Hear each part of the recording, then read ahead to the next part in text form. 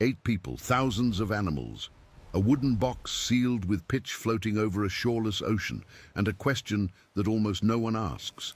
What did all those people eat? Because it is easy to look at Noah's Ark and think of the flood, the waves, and the 40 days of rain. But the rain was only the beginning.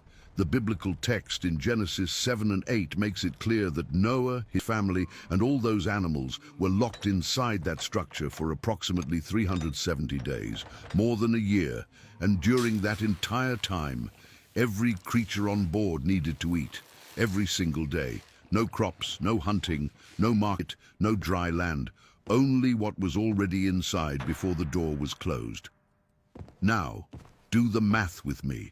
We are talking about something between 6,700 and 16,000 animals, depending on how you interpret species and kind in the original text, each with a different diet. Herbivores that need tons of grass, carnivores that need fresh meat, rodents that eat grains, birds that eat seeds, fruits and insects, reptiles that eat eggs, small prey, or simply nothing for weeks. And in the middle of all this, 8 human beings who also needed to feed themselves, and who, on top of that, were responsible for feeding everyone else. The question is not whether God could perform a miracle and multiply food inside the ark. The question is, the biblical text does not describe that. Genesis is direct. God says to Noah, "Take for yourself every kind of food that is eaten and gather it to yourself, and it shall be food for you and for them." The order is clear. God did not say, "I will feed the animals." He said, "You will take food and store it." This means logistics, planning, storage, preservation, distribution, and that is exactly what makes this story so fascinating. Because when you start calculating the volume of food necessary to sustain thousands of living creatures for over a year inside a structure 140 meters long by 23 meters wide and 13.5 meters high, 3 floors divided into compartments, you realize that the Ark was not a passive miracle. It was a survival operation on an industrial scale. And the first question that needs to be answered before any other is exactly how much food needed to be on board. John Woodmore-App, a researcher who published one of the most detailed studies on the viability of the Ark, calculated that the total number of animals on board could be reduced to something around 16,000 individuals if we consider biblical kinds, what taxonomists call the family or genus level, not species. This changes everything. Because instead of taking 400 breeds of dogs, you take a pair of the canid kind. Instead of 200 species of cats, a pair of the feline kind. The biblical concept of kind, in Hebrew min, is broader than modern classification, and this drastically reduces the number of mouths to feed. But even with 16,000 animals, the volume of food required is staggering. Let's make a conservative estimate. Most animals on board were not large. About 80% were the size of a rabbit or smaller. Rats, small birds, lizards, frogs, larger insects. This is a crucial detail, because when we think of the Ark, we think of elephants, giraffes, rhinoceroses, the giants, but they were the absolute minority. Most passengers could fit in the palm of your hand. Even so, when you add it all up, from the smallest to the largest, Woodmore-App estimated that the total amount of food needed for 371 days would be around 1,500 to 2,000 tons. It sounds absurd, but put it into perspective. The Ark had an estimated internal volume of approximately 43,000 cubic meters. That is the equivalent of more than 500 freight train cars. Of this total space, the animals would occupy between 30% and 45%, depending on the size of the compartments. Food and water could occupy another 25% to 35%, and there would still be room for humans, access corridors, ventilation, and work areas. The math adds up. It is tight, but it adds up. Now, the next question is much more interesting than how much, it is what. Because storing 2,000 tons of food is useless if that food rots by the second month. Think about the problem. You are inside a closed wooden box. The humidity is constant. You are literally floating on water. The temperature varies with the external climate. There is no refrigeration, no vacuum sealing, no modern chemical preservatives, and you need tons of food to last more than 12 months without spoiling. If you put fresh fruits, vegetables, and raw meat in that ark, in 2 weeks you would have a biological disaster. Fungi, bacteria, decomposition, insects. The food would turn into poison before the flood dried up a single drop. So, what did Noah take? The answer lies in the preservation techniques that the ancient world had already mastered millennia before any refrigerator existed. And here is something many people do not realize. Pre-Diluvian humanity, according to the biblical account, was not primitive. Genesis 4 describes metallurgy. Tubal-Cain worked with bronze and iron. It describes music. Jubal invented instruments. It describes organized livestock. Jabal raised cattle. It describes cities. Cain built the first one. We are talking about a civilization with at least 1,600 years of accumulated technological development before the flood. Noah was not a caveman improvising. He had access to sophisticated agricultural knowledge, and the techniques he almost certainly used are the same ones that fed entire civilizations for millennia after him. First and most obvious, dry grains, wheat, barley, oats, corn. Dehydrated grains are the perfect survival food. When stored in sealed containers and kept dry, they last for years, literally years. Archaeologists have found wheat grains in Egyptian tombs over 3,000 years old that were still in a condition to germinate. A study by the University of Cambridge confirmed that barley seeds found in archaeological contexts in the Fertile Crescent maintained their integrity for centuries when protected from moisture. For herbivores, who made up the overwhelming majority of animals on board, dry grains were the perfect base. Mixed with dry hay and compressed straw, they provided enough carbohydrates, fiber, and nutrients to keep medium and large animals alive and functional for months. And here enters an engineering detail that is brilliant in its simplicity: compressed hay. If you take fresh grass, it occupies an enormous volume and rots in days. But if you dry that grass in the sun and compact it into bales, exactly as farmers do to this day, it reduces to 1/5 of its original volume and can last more than 2 years without losing significant nutritional value. A standard bale of hay weighs about 20 kilos and feeds a sheep for almost a week. Now imagine hundreds of bales stacked from floor to ceiling on the lower floors of the ark, organized by section, accessible by internal corridors. It is not fiction. It is basic agricultural logistics that existed in the ancient world. But grains and hay solve the problem for herbivores. What about the others? Those who eat meat? This is where most people get stuck, because the question seems impossible. How do you feed predators without hunting, without live prey, without fresh meat? 3 answers. The first is the simplest and the most ignored. Most carnivores do not need fresh meat to survive. Many canids, ursids, and even smaller felines can survive on mixed diets: grains, dried fruits, roots, dehydrated fish. Wolves in captivity today are fed cereal-based kibble and processed protein. Bears are omnivores and eat practically anything. The idea that every predator needs a bleeding steak every day is a myth. Most survive and even thrive on alternatives. The second answer: dried meat and dehydrated fish, jerky, shark, salted fish. These are ancestral preservation techniques. You cut the meat into thin strips, salt it generously, and dry it in the sun or wind. The result is a protein that lasts for months without refrigeration. Peoples of the Middle East, Africa, and Asia used this technique millennia before Christ.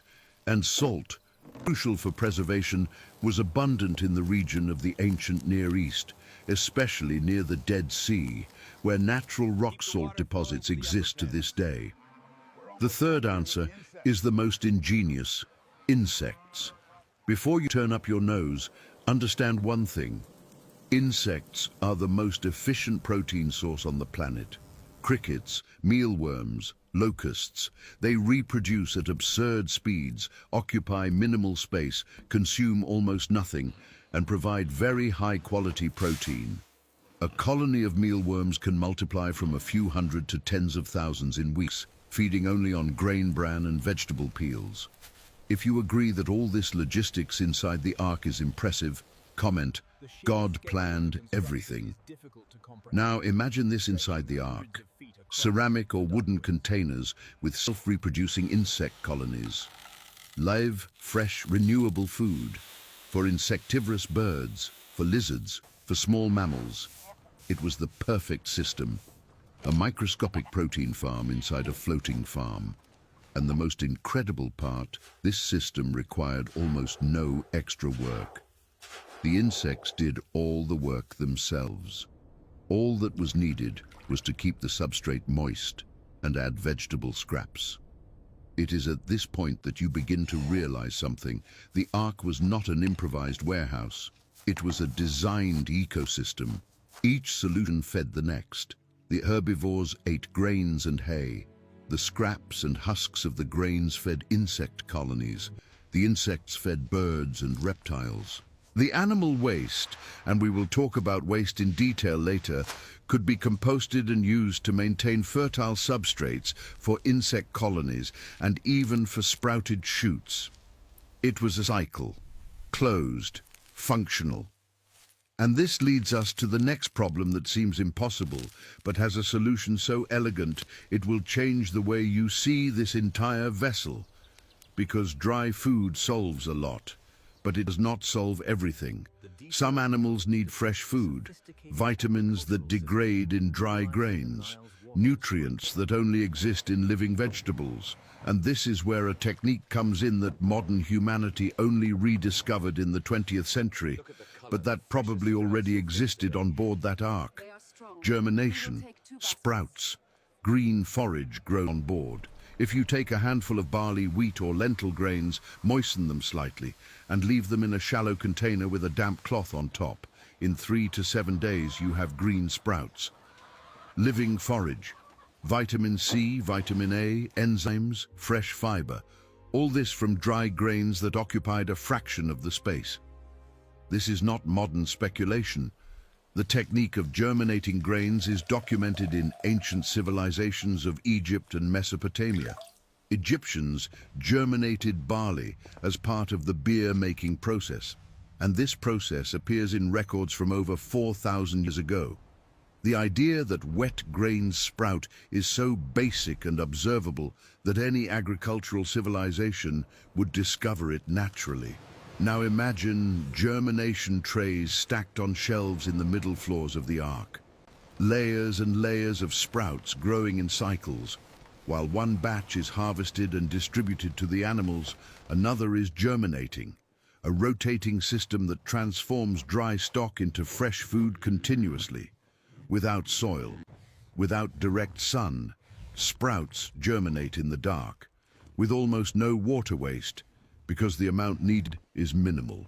And this is exactly the kind of solution that makes the Ark stop looking like a fairy tale and start looking like a survival engineering project. Because every problem that seems impossible, feeding thousands of animals, preserving food for a year, providing fresh nutrients without agriculture, has a real, physical, verifiable answer. It does not require a miracle. It requires intelligence. But feeding the animals is only half of the equation. The other half, the one almost no one thinks about, is water, because an animal can survive days, sometimes weeks, without food.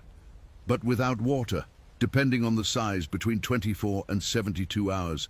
And we are talking about thousands of thirsty creatures every day, for 370 days. So how do you quench the thirst of an entire zoo surrounded by salt water and rainwater contaminated by a global cataclysm? The irony is brutal. The Ark was floating on more water than any structure in history, a planetary ocean that covered everything, and not a single drop of that water was fit for drinking. If the flood mixed oceanic waters with continental waters, and everything indicates it did, given that the text describes the fountains of the great deep breaking open along with the floodgates of heaven, then the water around the Ark was a brackish mixture, loaded with sediment, decomposing organic matter and salt. Toxic, useless. Therefore, the drinking water had to be on board before the door was closed, or it needed to be collected and treated during the journey. And here, both possibilities make sense. The first, internal reservoirs.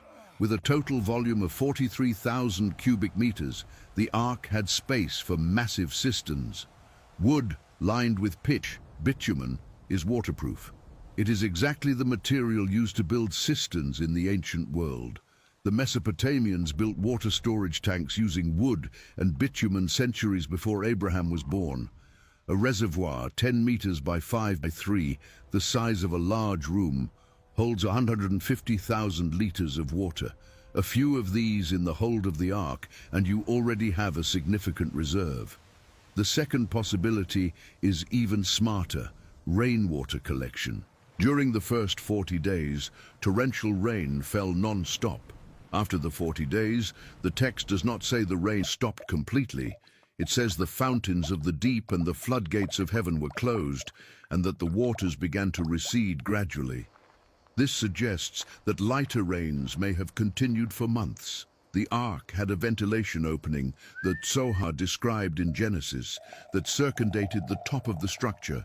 This opening, protected by some kind of sloped cover to prevent waves from entering, was the primary ventilation system.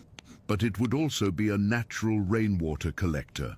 Water running down the roof, channeled by wooden gutters to internal reservoirs, filtered through layers of sand and charcoal, another purification technique that the ancient world knew perfectly. If this surprises you, know that archaeologists have found water filtration systems with sand and gravel in city ruins from the 3rd millennium BC. It is not modern technology.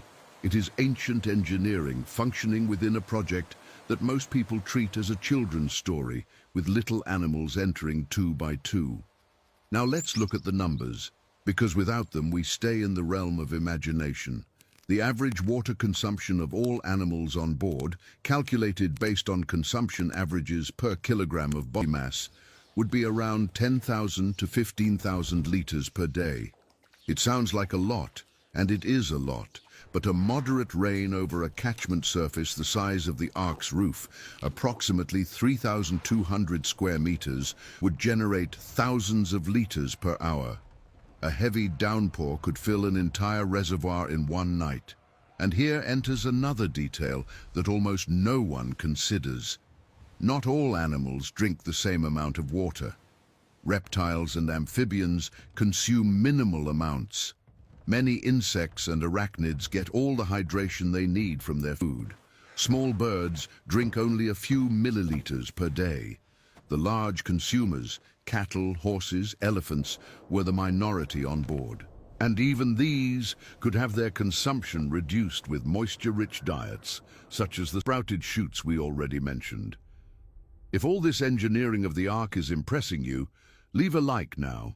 This helps this video reach more people who need to hear this story.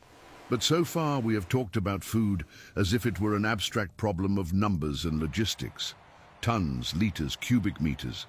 Let's change the perspective.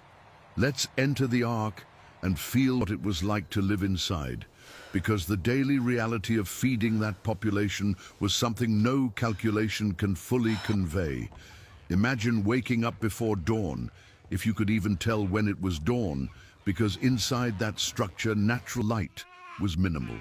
The opening of the Zohar at the top let in a diffuse brightness, but on the lower floors it was almost total darkness. You light an oil lamp with extreme care because the concentration of methane from animal waste made any flame a real risk. The air is heavy, dense. It smells like damp hay, manure, animal sweat, and pitch-soaked wood. It is a smell that sticks to your clothes, your hair, your skin. After a few weeks, you don't even feel it anymore. It is part of you. You go down a wooden ladder to the second floor. The noise is constant. It is not silence as we imagine. It is a living cacophony. Low moose, bleats, chirps, distant growls, the scraping of hooves on wood, the flapping of wings in cages. Hundreds of overlapping sounds that never stop, day and night, for 370 days. Your first task is to check the water reservoirs. You walk through a narrow corridor between wooden compartments. On one side, medium-sized ruminants chewing hay in the dark. On the other, rows of cages with birds that start to stir when they hear your footsteps. They know that footsteps mean food. They have already learned. You reach the main reservoir. You open the lid. The water is there, dark but clean. It was filtered yesterday by Shem and Japheth through the layers of sand and charcoal. You dip a bucket and begin the distribution. And here is the part that crushes any romanticism about the Ark: the routine. The brutal and inescapable repetition of doing the same thing every day without rest, without vacation, without an end in sight.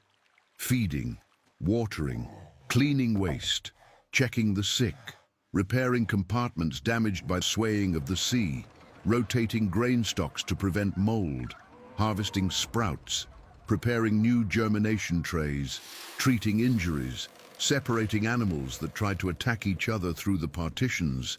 8 people doing all this, every day, for more than a year. The division of labor had to be surgical. Noah was 600 years old when the flood began, and even considering the longevity described in Genesis, he was not doing the heavy work alone. His 3 sons, Shem, Ham, and Japheth, and their respective wives, formed the team. 8 people, to keep thousands of animals alive. The only way for this to work is with primitive automation, and that is exactly what researchers suggest. Sloped feeders that use gravity to distribute grains automatically. You fill the reservoir at the top, and the grain goes down to the trays as the animals consume it. Ceramic waterers with a rudimentary float system, a mechanism so simple it existed in ancient Egypt for irrigation. Sloped floors in animal compartments so that waste would flow by gravity to collection channels, drastically reducing cleaning time. None of this is science fiction technology. They are basic mechanical solutions that ancient civilizations used extensively. The question was never whether it was possible. It was whether someone would have the intelligence and discipline to implement it all on a scale never before attempted. But food and water were only the beginning of the logistical nightmare. Because everything that goes into an animal, every grain, every drop of water, every larva, eventually comes out the other side. And what came out was a problem so serious that without a solution, it would have killed everyone on board long before the waters receded. Waste. The word is clinical, almost harmless on paper. But the reality it represents inside the Ark was anything but harmless. Let's do the math that no one wants to do. An adult cow produces between 25 and 40 kilograms of manure per day. A horse, about 20. A sheep, 2 to 3 kilograms. A young elephant, and on board there were likely juveniles, not 6-ton adults, still produces more than 50 kilograms of feces and urine combined daily. Now multiply that by hundreds of species, thousands of individual animals for 370 consecutive days. The numbers are nauseating. Conservative estimates place the total waste production on board between 10 and 15 tons per day. Per day. That is the equivalent of filling a dump truck every few hours. If this material accumulated without control, 3 things would happen in sequence. and each would be lethal on its own. The first, toxic gases. Decomposing feces release ammonia, methane, and hydrogen sulfide. Ammonia, in concentrations above 50 parts per million, causes severe irritation to the eyes and respiratory system. Above 300 ppm, it can be fatal. In a closed environment like the Ark, without adequate ventilation, ammonia levels would reach dangerous concentrations in a matter of days, not weeks, days. Methane is odorless but flammable and asphyxiating, and hydrogen sulfide, that rotten egg smell, is lethal in surprisingly low concentrations. In short, without waste management, the internal atmosphere of the Ark would become a gas chamber before the first month was over. The second consequence, diseases. Accumulated feces are the perfect breeding ground for pathogenic bacteria. Salmonella, E. coli, Clostridium.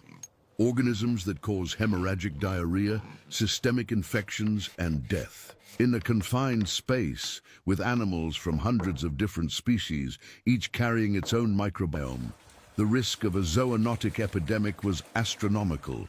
An uncontrolled outbreak would decimate entire animal populations in weeks. And the third, weight. 15 tons of waste per day that are not removed mean that in 1 month you have added 450 tons to the vessel's load. In 6 months, almost 3,000 extra tons. This would alter the waterline, compromise stability, and could literally sink the ship. So Noah faced a triple problem: lethal gases, disease, and excess weight.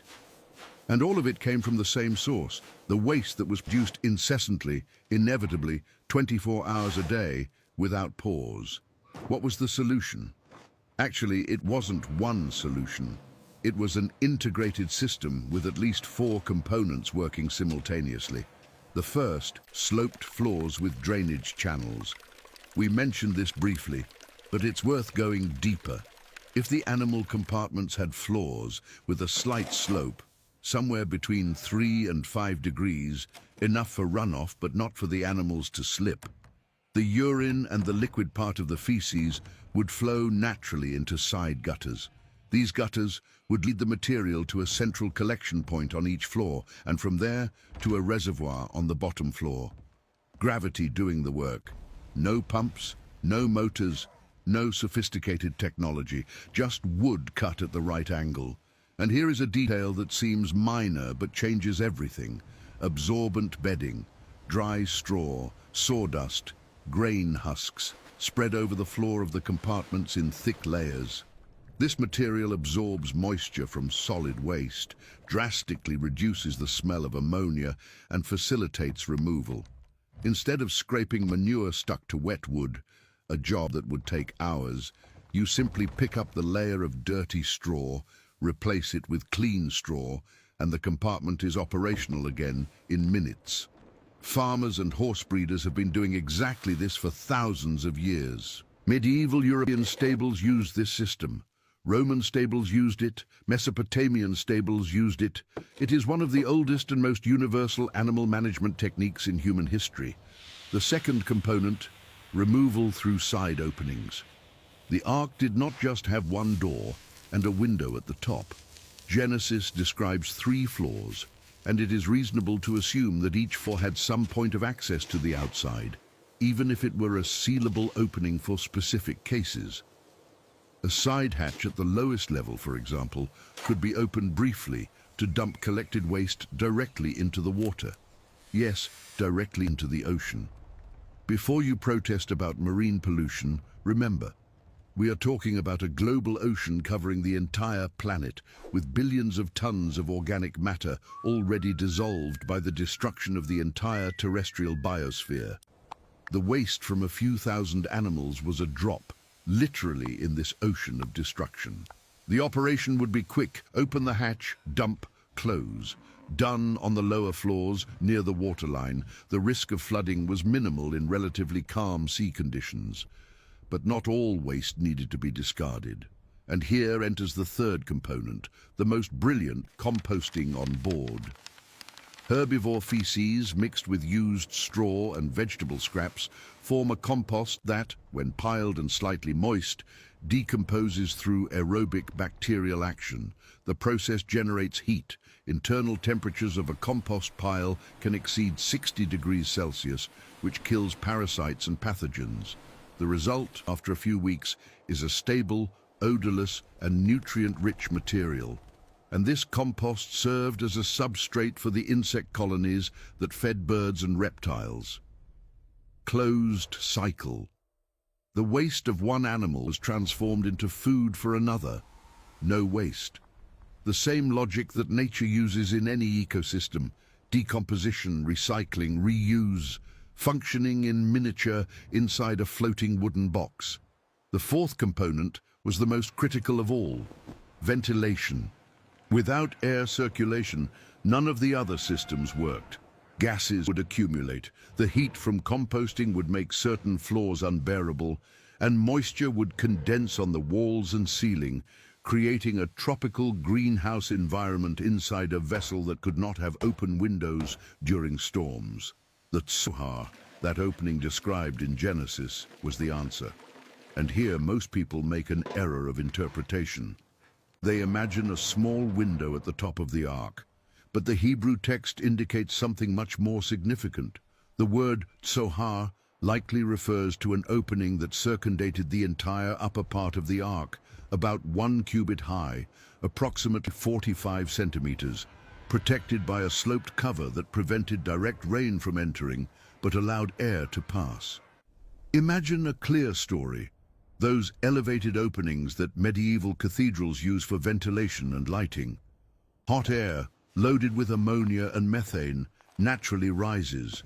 By rising through the 3 floors of the ark, it would escape through this upper opening, creating a chimney effect that would pull fresh air in from below, through ventilation slits on the lower floors, or through the same hatches used for waste disposal. Without any mechanical fans, without any motor, just physics, thermal convection doing the work that no technology of the time could do. And this ventilation system solved not only the problem of toxic gases, but also temperature control. Because here is something rarely discussed. The ark was a thermally complex environment.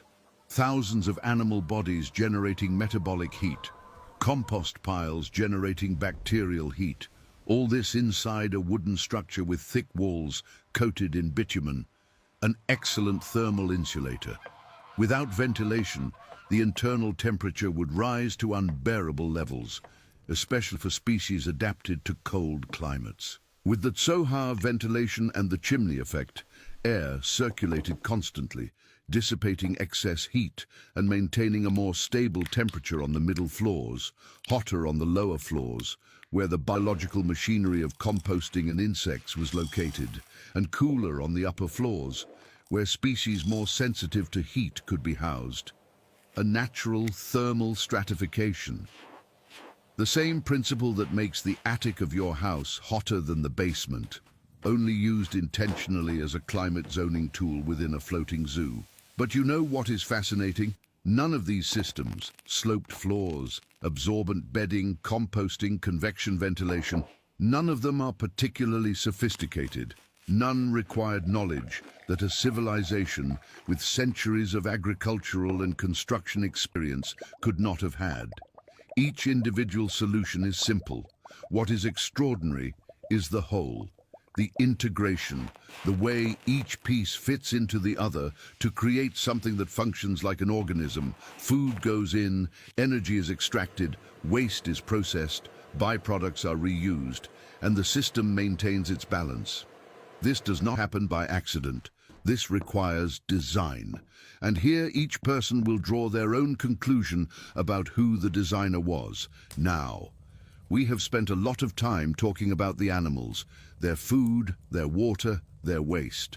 But there are 8 human beings inside this ark, and they also needed to eat every day for 370 days, and their diet was, surprise, probably the simplest part of this entire equation, because humans are the most adaptive animals on the planet when it comes to food. Noah and his family had access to everything the animals had: grains, legumes, dried fruits, sprouted shoots, and more. Bread, the most basic and oldest food of human civilization.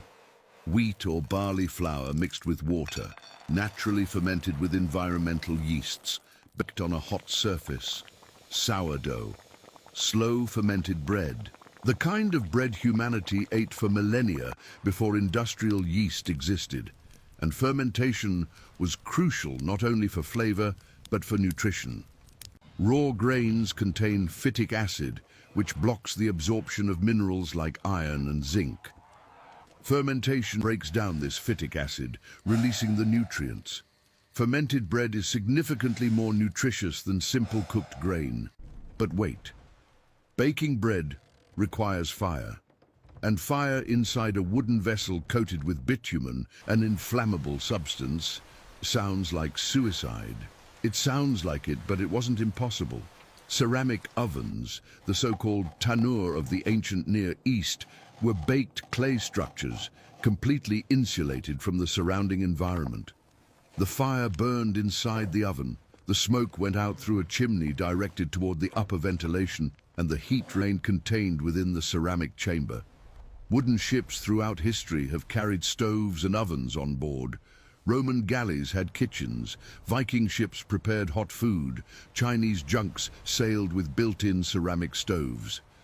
The solution was always the same: insulate the heat source with non-flammable material and direct the smoke outside.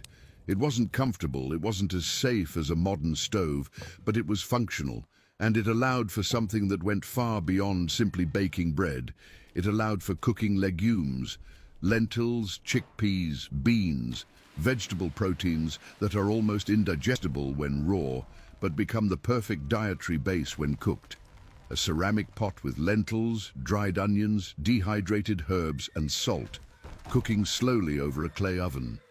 It was a hot meal, substantial, comforting, and in an environment like the Ark, dark, noisy, claustrophobic, permeated by the inescapable smell of thousands of animals, a hot meal was not a luxury.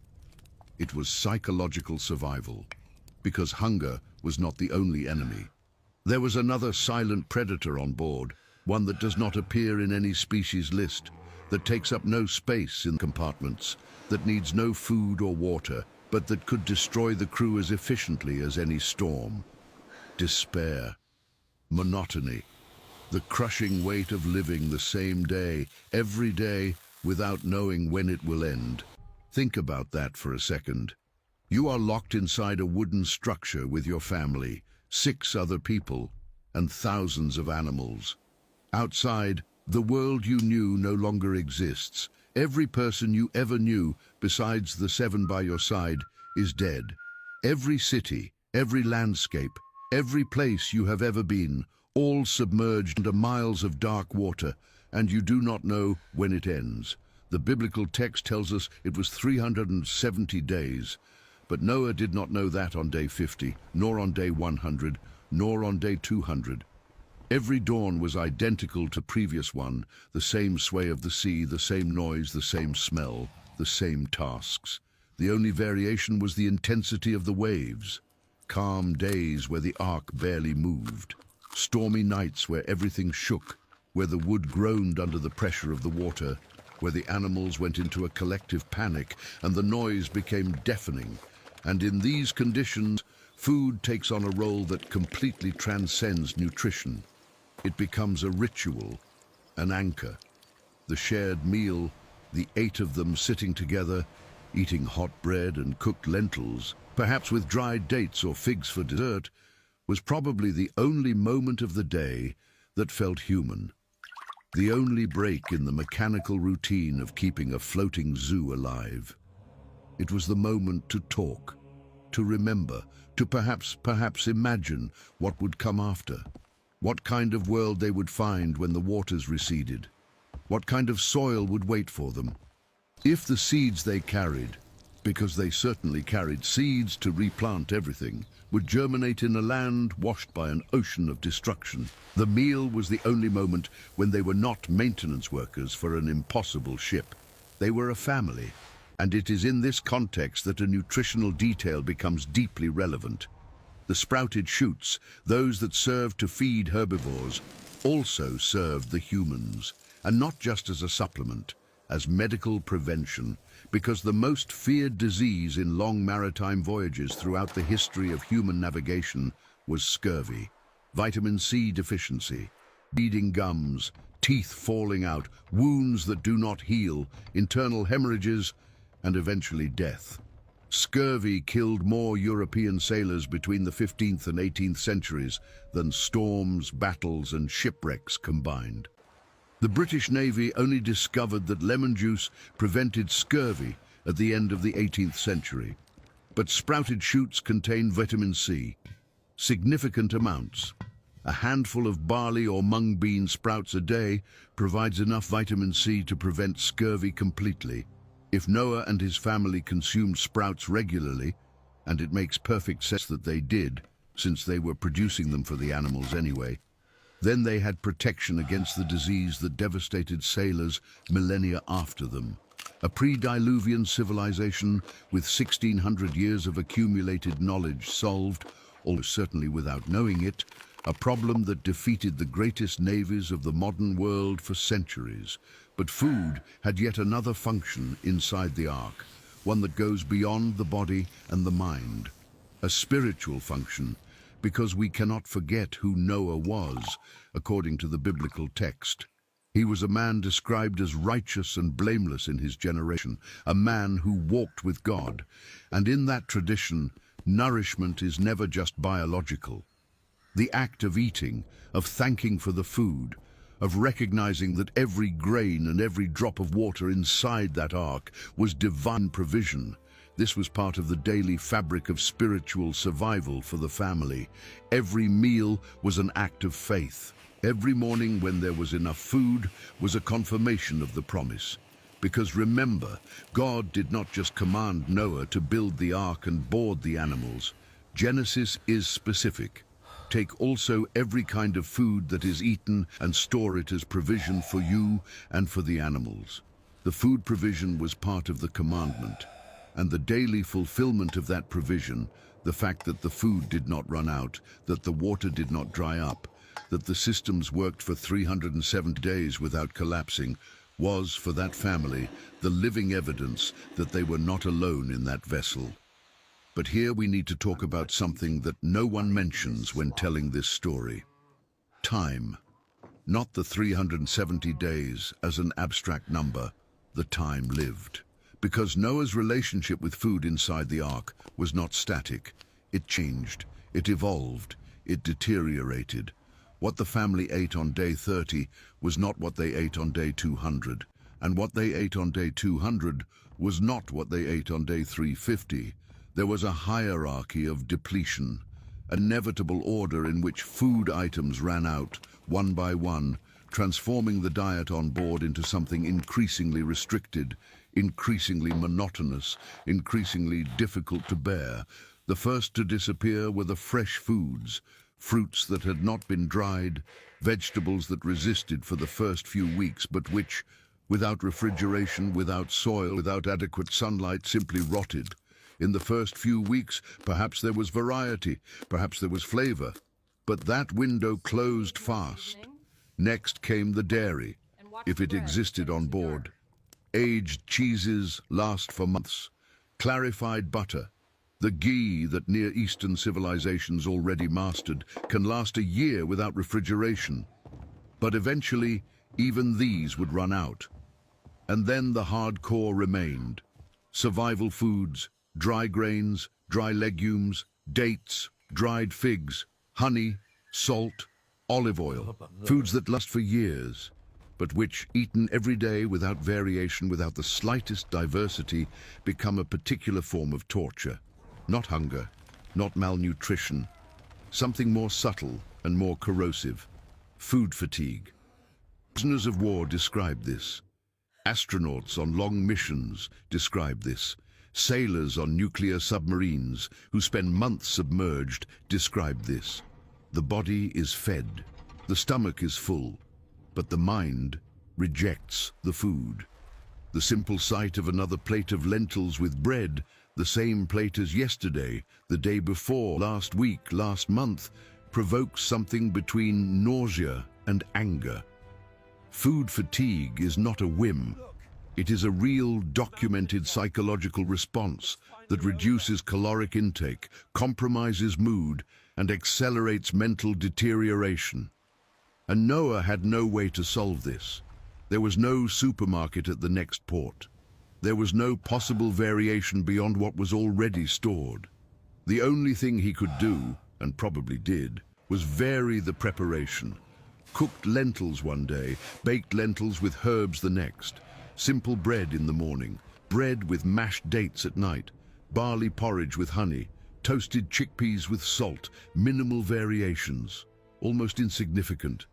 But in an environment where monotony was the most constant enemy, any difference, any new texture, any different combination of seasoning was an act of resistance against psychological collapse.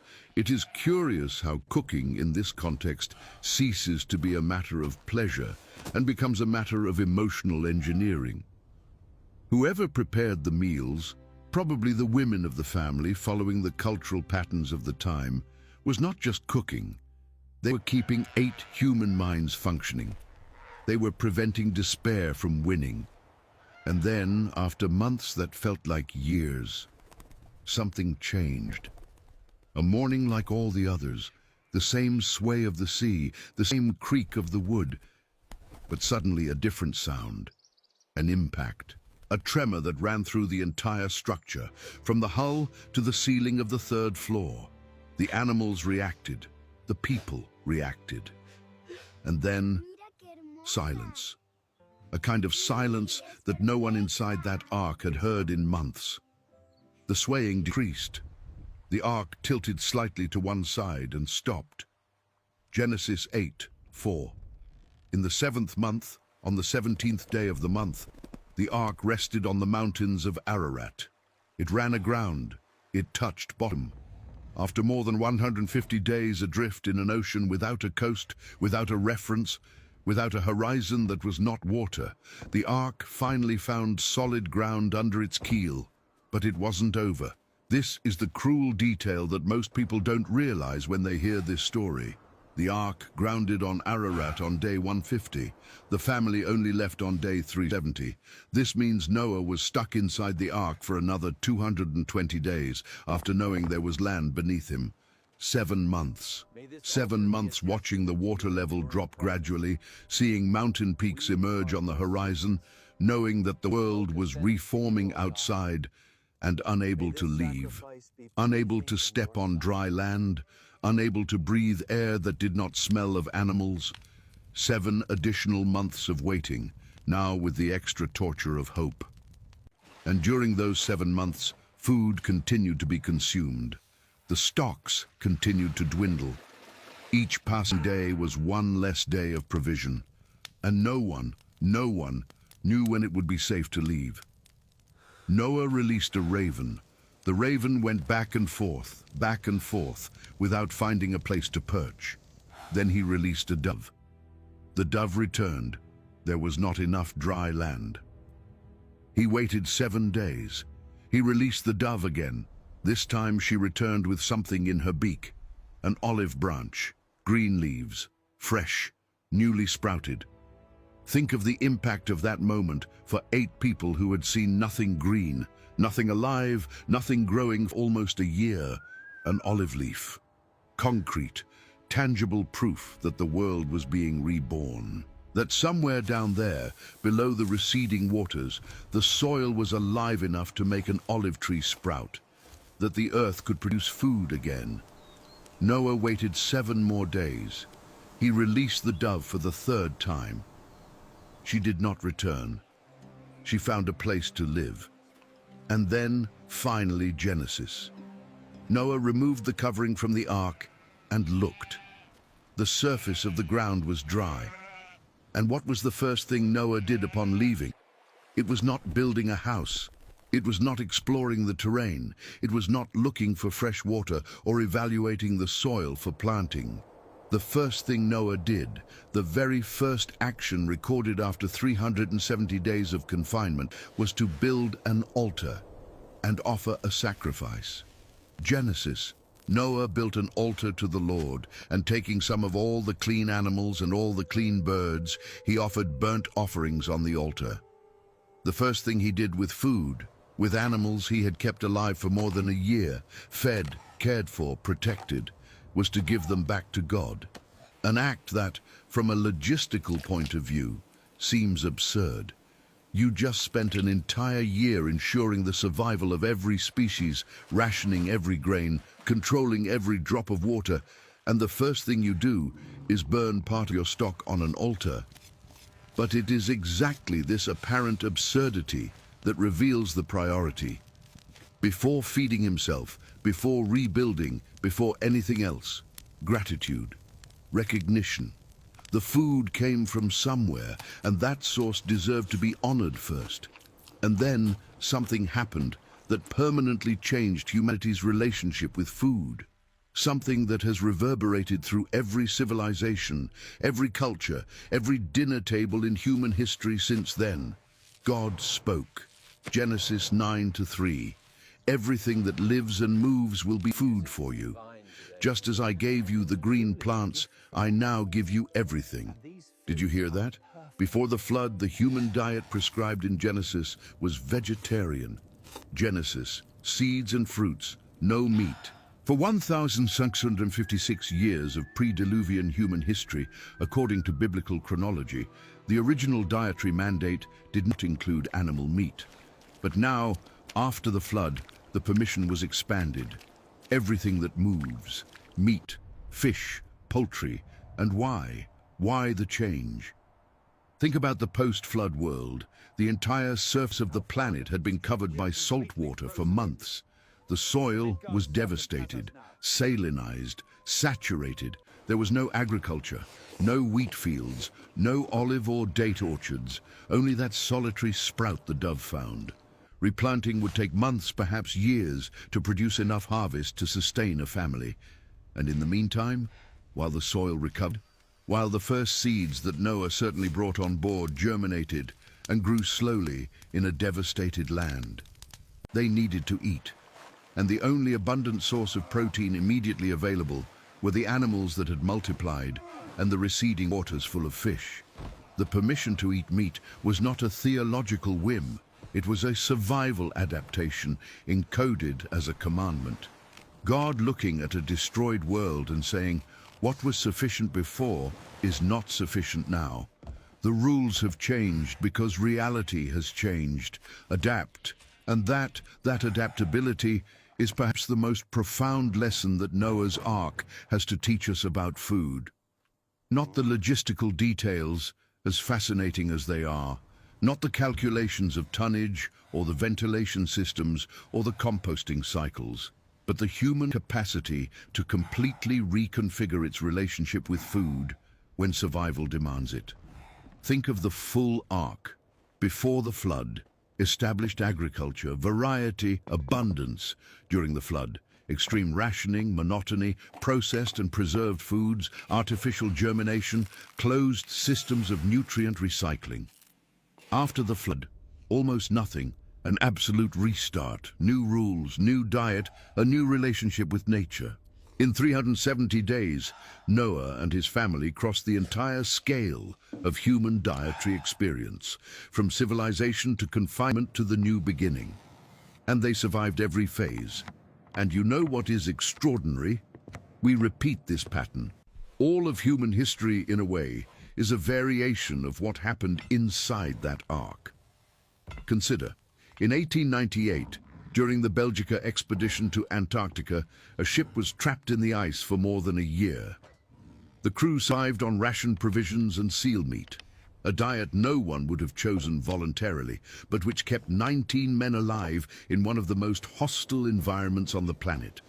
Scurvy appeared, and it was fought with, guess what? Fresh, lightly cooked meat, which retained enough vitamin C to reverse the symptoms, the same disease that Noah's sprouts prevented. In 1914, Shackleton's Endurance expedition faced an almost identical challenge. Ship destroyed by ice. 28 men surviving on penguin, seal, and dwindling provisions for months, until the impossible rescue Shackleton orchestrated in a lifeboat crossing the most dangerous ocean in the world. Food was the thread between life and death during the entire ordeal. In 1970, Apollo 13, a space disaster that almost killed 3 astronauts, reduced the entire question of survival to brutal numbers. How much water is left? How much energy is left? How long the life support system holds out? The astronauts rationed water to the point of dangerous dehydration. They lost weight. They were cold because turning off systems to save energy meant temperatures near freezing inside the capsule. They survived for 4 days, not 370, 4, and they still almost didn't make it. And today, as you watch this video, the International Space Station maintains a permanent crew in orbit, fed by a logistical system that involves regular launches of supply capsules, menus carefully planned by NASA nutritionists, freeze-dried, irradiated, vacuum-packed foods, 21st century technology, billions of dollars. And do you know what the biggest problem astronauts report after long missions is? Food fatigue, the monotony of eating the same meals repeatedly for months. The same problem Noah faced with a clay oven and a stock of lentils. It is almost comical. 4,000 years of technological advancement, rockets that travel at 28,000 kilometers per hour, computers that process trillions of operations per second, materials that resist the vacuum of space and the heat of atmospheric re-entry, and the fundamental problem, how to keep human beings fed, nourished, and psychologically stable in a confined environment for prolonged periods, remains essentially the same. The variables have not changed. Calories, nutrients, water, variety, morale. The same 5 variables that Noah managed with wood, ceramics, and dry grains, NASA manages with titanium, polymers, and freeze-dried food. The tools have evolved. The problem has not. And this brings us back to the question that opened this video more than an hour ago. What was the food like inside Noah's Ark? Now you know.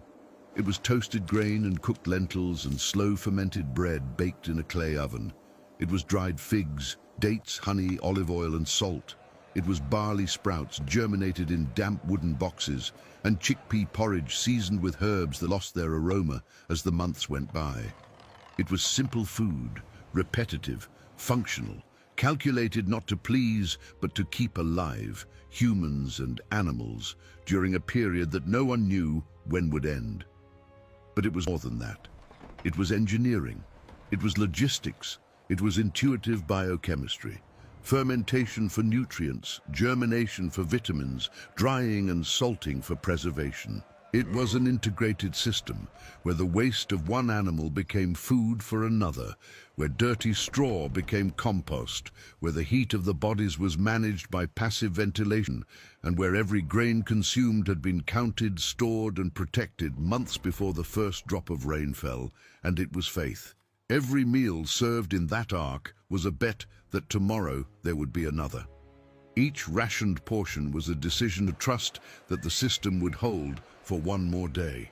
Each time Noah opened a bag of wheat and found dry, clean grain, without mold, without weevils, without deterioration, that was for him exactly what the biblical text says it was: provision. You can look at this story and see an impossible tale, or you can look at this story and see the most audacious survival project ever conceived. A project that required knowledge of zoology, botany, naval engineering, nutrition, waste management, climate control, and supply logistics, all integrated into a system that worked for 370 days without catastrophic failure. No spare parts, no external support, no second chance. 8 people, thousands of animals, a wooden box floating over the end of the world, and enough food for everyone. The question was never whether it is possible. Modern engineers have already demonstrated that the numbers add up.